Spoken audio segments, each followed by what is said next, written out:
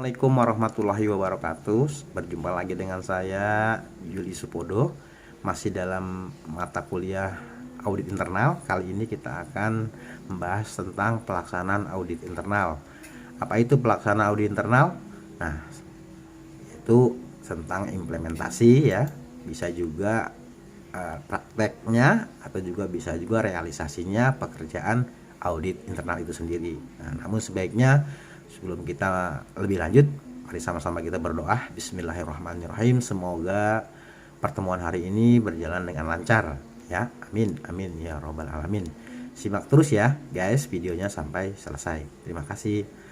Nah, pelaksanaan audit internal adalah pelaksanaan atau implementasi atau realisasi dari praktek kerjanya audit ya. Audit internal itu sendiri ya, yaitu mengaudit ya. Siapa yang diaudit? Yaitu auditi. Nah, pelaksanaan audit internal ini terbagi dalam 3 tahap ya.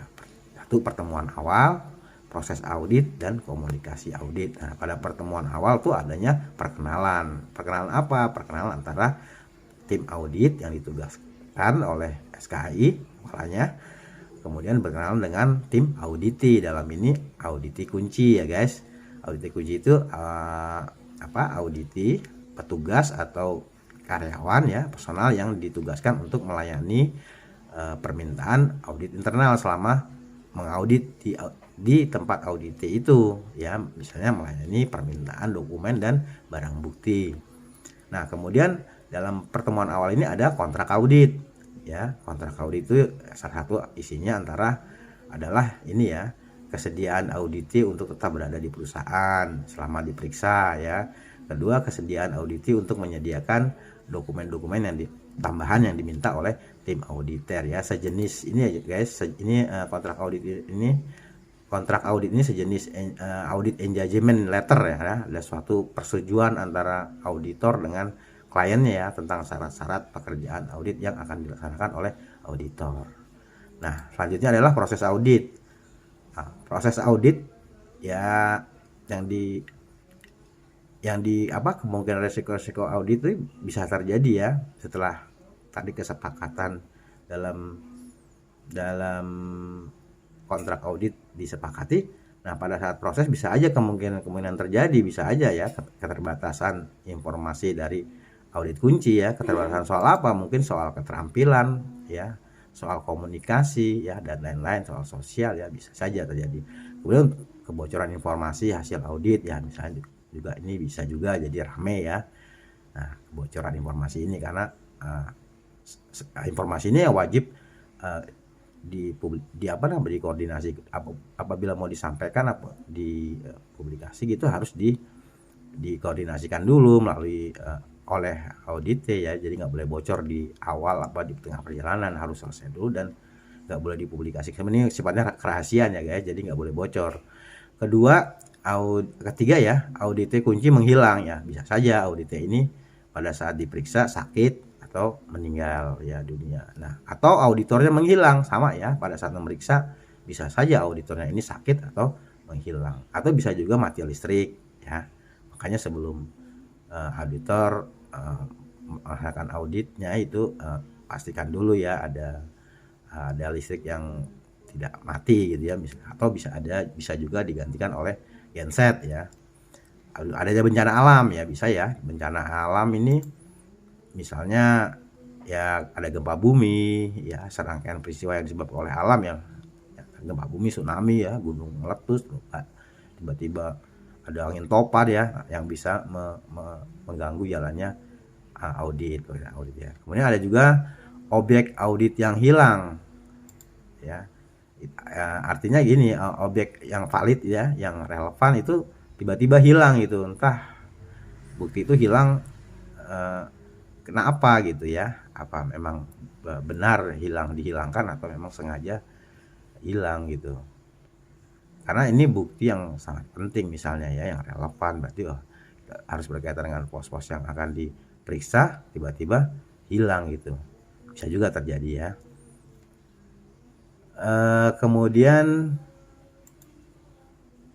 kriteria komunikasi audit. Nah, tadi sudah ada proses audit, sekarang komunikasi audit ya guys. Kriteria ini komunikasi ini diatur oleh itu ya, oleh peraturan audit ya, ada nomornya 2400 2420 ya.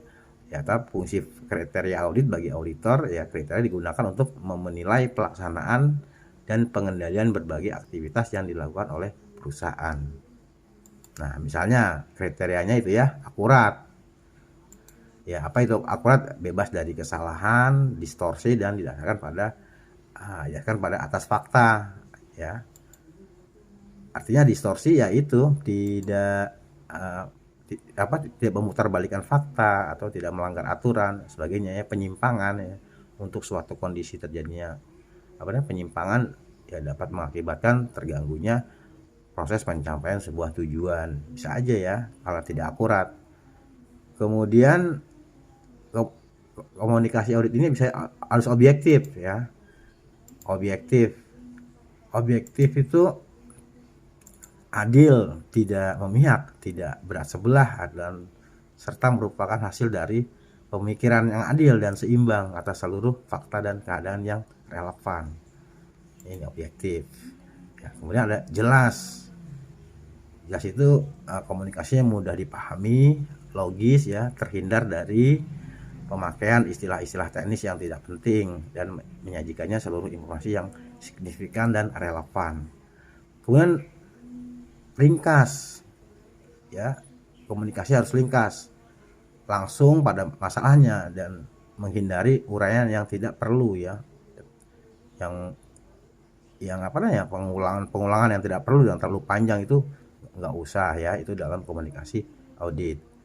Kemudian konstruktif itu memiliki sifat membantu ya klien penugasan dan organisasi, dan tertuju pada upaya perbaikan yang diperlukan. Konstruktif artinya menemukan, tapi juga membangun sebuah tadi kesalahan tadi dibangun ya komunikasinya, supaya tertuju pada upaya perbaikan yang diperlukan. Kemudian lengkap itu artinya tidak meninggalkan hal-hal yang tidak meninggalkan hal-hal penting yang berguna bagi penugasan tadi ya, yang telah mencakup seluruh informasi dan observasinya yang signifikan dan relevan untuk mendukung kesimpulan dan rekomendasi. Makanya jangan ada yang ketinggalan. Jadi kalau itu harus lengkap ya, lengkap, tidak ada yang ketinggalan ya, sesuai jumlah pekerjaannya. Nah, tepat dan waktu pada komunikasi audit ini ditertibkan tepat pada waktunya dan bermanfaat dengan mempertimbangkan tingkat signifikan isu. Nah, ini adalah kriteria komunikasi audit ya guys.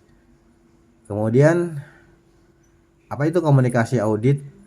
Nah, tadi komunikasi yang dibutuhkan untuk mempelajari secara detail bagaimana sih, apa dan kepada siapa perusahaan melakukan komunikasi ya. Komunikasi audit dapat memberikan gambaran yang jelas ya, apa yang telah dilakukan saat ini, juga sebagai dasar untuk memutuskan perubahan apa yang perlu dilakukan. Ini komunikasi audit nih antara tim audit dan audite. Nah, model komunikasinya adalah model satu pintu.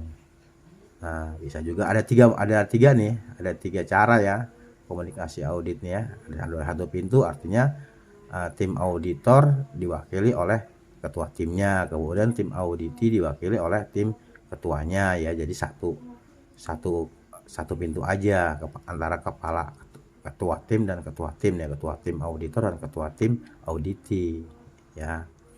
Ada juga yang kedua ada model per penanggung jawab. Misalnya tim auditor setiap bagian ada tanggung jawab masing-masing. Misalnya bagian mengaudit keuangan ya satu orang, bagian mengaudit pemasaran satu orang, bagian mengaudit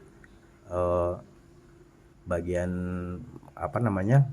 pengadaan processing satu orang. Jadi mereka bertemu dengan timnya auditi yang sama ya, bagian pemasaran ketemu bagian pemasaran.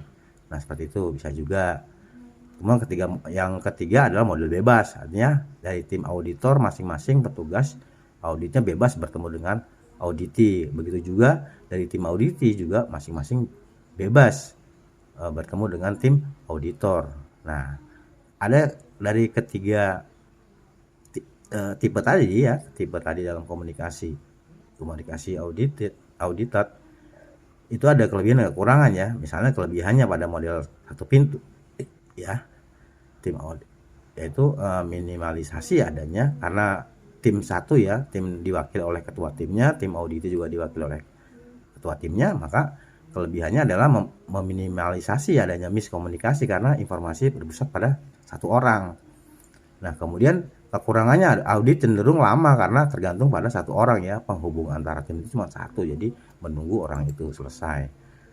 Nah, begitu juga pada tipe kedua ya. Pada tipe kedua ini tim auditor setiap bagian tuh melakukan masing-masing sesuai tugasnya, sesuai bidangnya. Nah, komunikasi ini lebih intens ya, dan lancar karena hubungan dua orang yang menguasai objek audit yang sama. Ya, ini kelebihannya. Tapi kekurangannya model per penanggung jawab ini informasi dari masing-masing penanggung jawab objek terbilang lambat. Apalagi jika tidak langsung disampaikan ke pimpinan, baik ketua auditor maupun kepimpinan auditi ya. Jadi baik ketua auditor maupun auditi, belum lagi jika ada supervisi dan dari dewan-dewan yang minta hasil dari audit tersebut. Jadi ini agak lama juga. Nah, yang ketiga,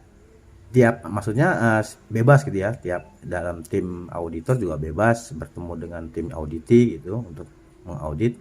Komunikasinya komunikasi ini lebih cepat tanpa menunggu kedatangan auditi khusus ya, seperti pada model 1 dan 2. Nah, tapi kekurangannya pun ada ya. Nah, ini kekurangannya.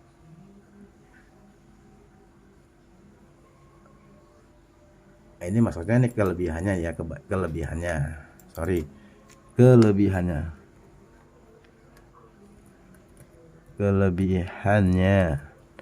Nah, ini kelebihannya model bebas itu ya, komunikasi lebih cepat tanpa menunggu kedatangan auditi khusus, sehingga hasil dari audit nanti bisa langsung dicatat sebagai dicatat, kemudian diproses ya, kemudian ditelaah ya di kertas kerja. Nah, kalau kekurangannya